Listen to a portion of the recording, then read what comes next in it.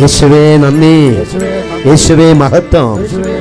പ്രിയ സ്നേഹമുള്ള സഹോദരങ്ങളെ, പുറപ്പാടിന്റെ പുസ്തകത്തിൽ 9-ാം അധ്യായത്തിന്റെ 16-ാമത്തെ തിരുവചനം നമുക്ക് ശ്രവിക്കാം. എന്റെ ശക്തി നിനക്ക് കാണിച്ചു തരാനും അങ്ങനെ എന്റെ നാമം ലോകം മുഴുവൻ പ്രഘോഷിക്കപ്പെടുവാനും വേണ്ടിയാണ് ഞാൻ നിന്നെ ജീവിക്കാൻ അനുവദിച്ചത്. സ്നേഹമുള്ളവരെ, നിന്റെ ജീവിതം ഈ ഭൂമിയിൽ ദൈവം നൽകിയിട്ടുള്ളത് വലിയൊരു ലക്ഷ്യത്തിന് വേണ്ടിയാ.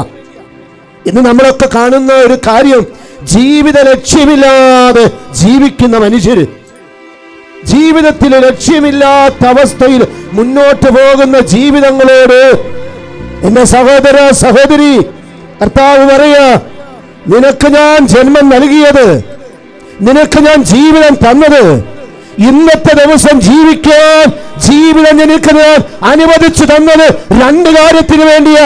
കർത്താവിന്റെ ശക്തി ഇതാ തിരിച്ചറിയുക, അതോടൊപ്പം കർത്താവിന്റെ നാമം ലോകം മുഴുവൻ പ്രഘോഷിക്കാൻ നിന്റെ ജീവിതം കാരണമായിട്ട് മാറണം.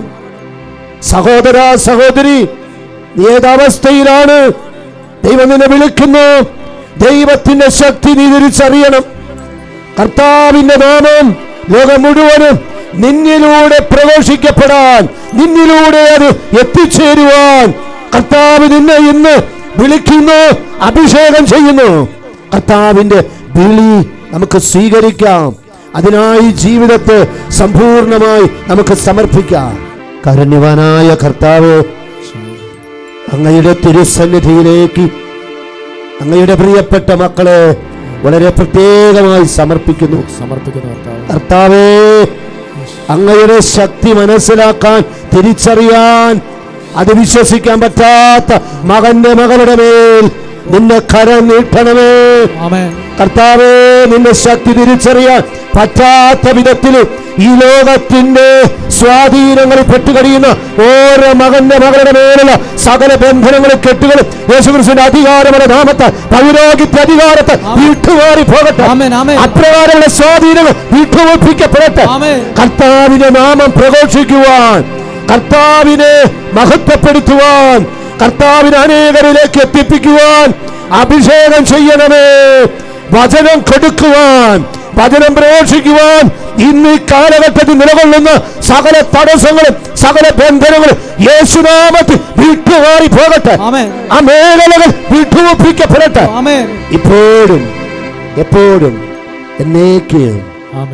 വിശ്വസിക്കാം യേശുവിനെ, ഏകരക്ഷകനെ, ഏറ്റുപറയാം യേശുവിനെ, കർത്താധി കർത്താവിനെ.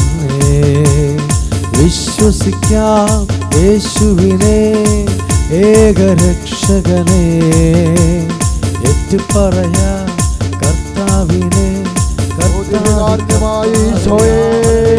രോഗത്തിന്റെ അവസ്ഥയിൽ കഴിയുന്ന എല്ലാ പ്രിയപ്പെട്ടവരെയും, ഹോസ്പിറ്റലിൽ ചികിത്സയിലായി കഴിയുന്ന എല്ലാ പ്രിയപ്പെട്ടവരുടെ മേലും ദിവ്യകാരുണ്യ ഈശോയെ ഇപ്പോൾ ഒരു ശക്തി അയച്ച് ഓരോ മക്കളെയും തൊടണമേ. അത്ഭുത സൗഖ്യങ്ങൾ കൊടുക്കണമേ. അത്ഭുത സൗഖ്യങ്ങൾ വാരി വിതറുന്ന യേശുവേ, അങ്ങേ ആരാധിക്കുന്നു, സ്തുതിക്കുന്നു. ദിവ്യകാരുണ്യമായ ഈശോയെ എല്ലാവരെയും തൊട്ട് അനുഗ്രഹിക്കണമേ. രോഗത്തിന്റെ മേൽ അനുഗ്രഹിക്കണമേ. Hallelujah, hallelujah, hallelujah, hallelujah, hallelujah, hallelujah. ആരാധന.